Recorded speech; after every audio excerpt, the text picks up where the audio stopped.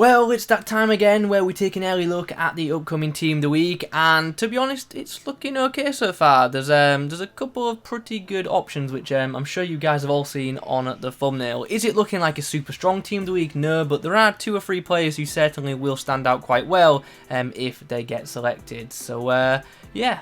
If you need to get your hands on some coins to improve your ultimate team, then check out the link in the description, igvault.com, and if you use the code Kieron at checkout, you'll get yourself a pretty nice discount. Okay, so before we get into things today, as per usual, if you could leave a like rating on the video, that'd be very much appreciated, and don't forget to be active in the comments too. Let me know who you think will pick up and inform in the upcoming Team of the Week from the games that have happened already. And just to reiterate the point that people seem to forget in these videos, in this video in particular, we do only focus on the quote-unquote top 5 leagues, and then in tomorrow's Team of the Week prediction video, we include every single league that is in FIFA. So don't worry, I don't forget about the other teams, but in this video, we focus on the quote-unquote bigger players, the pack sellers that could be coming to the Team of the Week. And as I said, the full prediction tomorrow will cover every single league that is in FIFA.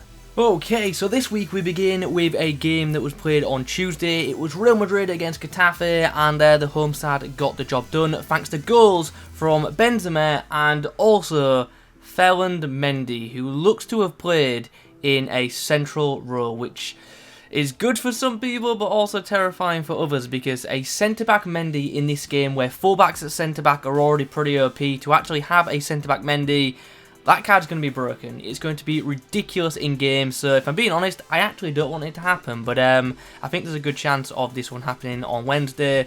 So yeah, look out for that. Also, price predictions in the comments below. How much do you guys think a centre-back in form, Ferland Mendy, would be? Let me know in the comments as we move on swiftly to Friday's matches. There were sadly no games on Wednesday, Thursday, to discuss in terms of the top 5 leagues. So Friday is where we move to next. We have Celta Vigo getting the better of Elche. You've got 2 options from this game. You've got Santi Mina, who scored twice, and you've also got Nolita, who set up 2 goals, but obviously I would side with the goal scorer. Bologna and Benevento finished in a 1-1 draw and ultimately wasn't a massive standout performer. Therefore, we move on to the game in the Bundesliga, which saw RB Leipzig get the better of Augsburg, winning this game 2-1. But it's one of them games where, once again, isn't really a massive standout. Maybe Nkunku could get in depending on his match rating, but we'll have to wait to see what kicker give him. It's now time to take a quick moment to talk about the sponsor of this series, OneFootball, which, as you all know by now, is a free to download and free to use football news app, which can help you keep up to date with everything that's happening in the world of football. As you can see, we do indeed have the app open in the background right now. Prediction for Arsenal versus Leeds tomorrow. Obviously, I'm going to back Arsenal. Not super confident in that pick, but obviously I'm feeling pretty hopeful. Hopefully we can see an Arsenal player in the upcoming Team of the Week, so hopefully you'll see one in my predictions tomorrow. Anyway, what else can you do on the app? You can keep up to date with latest transfer rumours. You can use the Match Centre, which can obviously help you keep up to date with the teams you follow. I've got it set just to show me Premier League teams, but you can get it to show you literally any game that is happening literally all over the world. If I'm being honest, don't know much about the league or the teams that I'm seeing on the screen right now, but that's just how far this app does go. So if this is something you want to try yourself, make sure you give the link in the description a click. Saturday's games now, and this has been a while. We haven't gotten to Saturday's games this quickly in these kind of videos for quite some time due to all the double match weeks over winter, but let's kick on. We have the Bundesliga first to discuss, and straight up, there isn't too much to talk about. And there isn't too much to talk about because all 5 of today's Bundesliga matches ended in draws. And as we know, draws don't regularly produce informs unless there is one player who, you know, really stands out in these kind of games. Sometimes in draws, obviously, goalkeepers can stand out quite a bit as well. But let's have a look at the fixtures, shall we? So we'll begin with Borussia Dortmund against Hoffenheim, which finished in a 2-2 scoreline. As you would expect, there wasn't a big standout, and ultimately an inform won't come from this game, but worth a look nonetheless. Leverkusen and Mainz is a bit more of the same. 2-2 draw in this one, and yeah, geez, Leverkusen got a bunch of yellow cards in their back line. Also, their goalkeeper got subbed. That's unfortunate. Anyway, Werder Bremen against Freiburg. This one finished in a 0-0 draw. Muller got a highish rating, but made 4 saves, so he'd need a good kicker rating to ultimately get into the Team of the Week. But he did get a clean sheet and make 4 saves. Stuttgart and Hertha Berlin 1-1. Like, there's just nothing to discuss there, and to be honest, a bit more of the same with this game between Union Berlin and Schalke. Although Mustafi did get a pretty good rating from this website, but ultimately this website's ratings don't matter, the kicker ratings do, and we'll have to wait on them. But yeah, nice to see Mustafi doing well, I guess. Him and Kolasinac obviously linking up at Schalke after being at Arsenal all this time. PSG beat Nice 2-1, and you guys know how it is. PSG, to get an inform, normally need a pretty big standout player, and ultimately there just isn't one in this game. So we will come away from this one and move on to the next game, which finished in a 1-1 draw. So yeah, as you can imagine, don't think an inform will come from that. But Montpellier did get themselves a nice win away at Lyon. The game is actually over. Don't know why this website is showing it's still active. It's definitely not.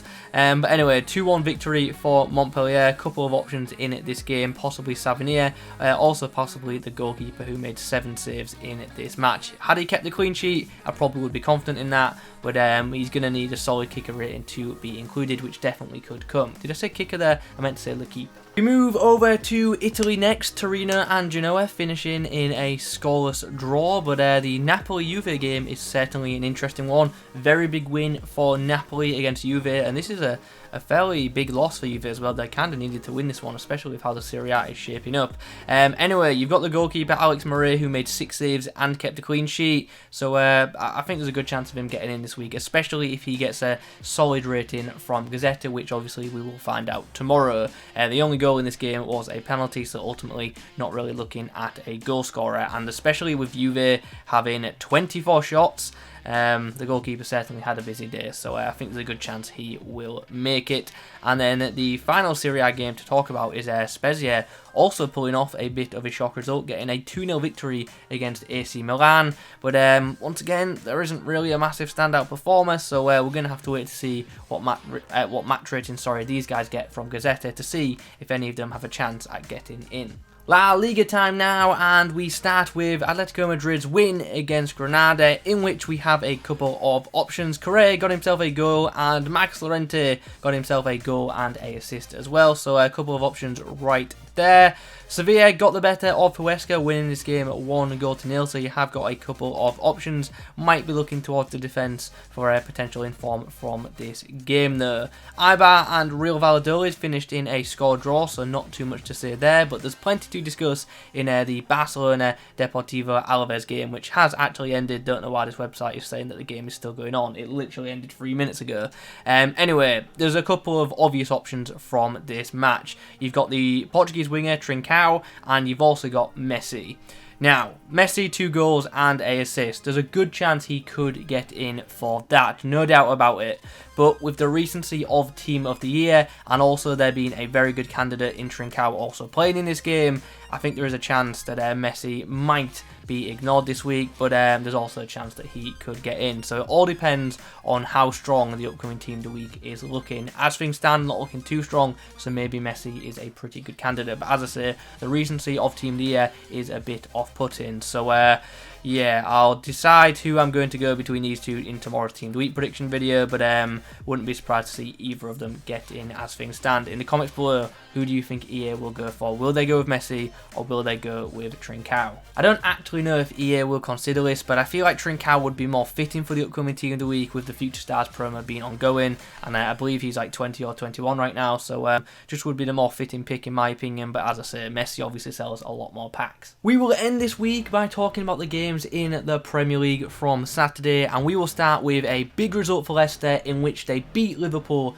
3-1. Liverpool did take the lead initially. It was actually a nice goal from Salah Firmino with a good bit of skill, setting him up, and yeah, just a good goal in general, but it wasn't to be for them. Leicester came back, and they came back pretty hard, scoring 3 goals in relatively quick succession. Vardy, Maddison and Barnes getting the goals. Vardy's goal was a big error between Alisson and Kabak, essentially giving him a tap in, so I don't think he'll pick up the inform. Harvey Barnes has recently had that Future Stars item, therefore I don't think he'll get the the inform. Maddison's also recently had a special card, therefore I don't think he'll get picked, but luckily there is another option in Wilfred Ndidi, who had a pretty solid game and also got an assist as well, so I think we could see another inform Ndidi, and that potentially could be a really good card for Ultimate Team as well, with some decent upgrades could be a very, very solid CDM option, so potentially one to look out for there. Burnley, I was going to say got the better of Crystal Palace, but in all reality they hammered them 3-0, and there are obviously a couple of clear options here. We've got J. Rodriguez with a goal and a assist, and we also have the fullback Loughton, who got a goal and a clean sheet, so got a bit of an option right there. We will now end by talking about Manchester City's win over Tottenham, and another game which had 3 goals for the winning side. Ultimately, I said it last week, Gundogan right now is arguably the most informed player in the world. He's just absolutely smashing it as of late, and obviously does currently have a Player of the Month card available in FIFA. Now, because of that, it's unlikely he'll pick up the inform. Is it impossible? No, it's not, but it is unlikely, so we might have to look for other options. Obviously, we can't go with Sterling because recently had an inform, so I think the options ultimately are going to be Edison or Rodrigo, and Rodrigo's not a particularly strong one because the goal he scored was a penalty, but still put in a solid performance, so maybe, but your other option is Edison, as he got an assist, just pinging the ball up the field for Gundogan to score. Also made 3 saves, and kept clean sheets, so he's an option. He's not a strong option, but he is there, so if there isn't a long list of goalkeeper options this week, I think he might get in, but yeah, we'll have to wait and see on this one. The final game in the Premier League on Saturday did finish in a 0-0 draw, but there was plenty of action in this game, as you will see by the amount of saves that Emi Martinez was forced to make. 9 saves and a clean sheet for him. He very well could pick up another special item this week for that. Brighton had 26 shots, which is yeah, pretty mad, and ultimately Aston Villa did not create much, only having 4 shots. So yeah, Emi without doubt the standout in this match. So that's us done for today's video. As per usual, if you could leave a like rating on the video, that would be great. Comment below your thoughts on the upcoming team of the week. Also let me know them price predictions for that potential informed centre back Mendy. Subscribe to the channel if you are new. Thanks for watching, and as always, I'll catch you in the next one.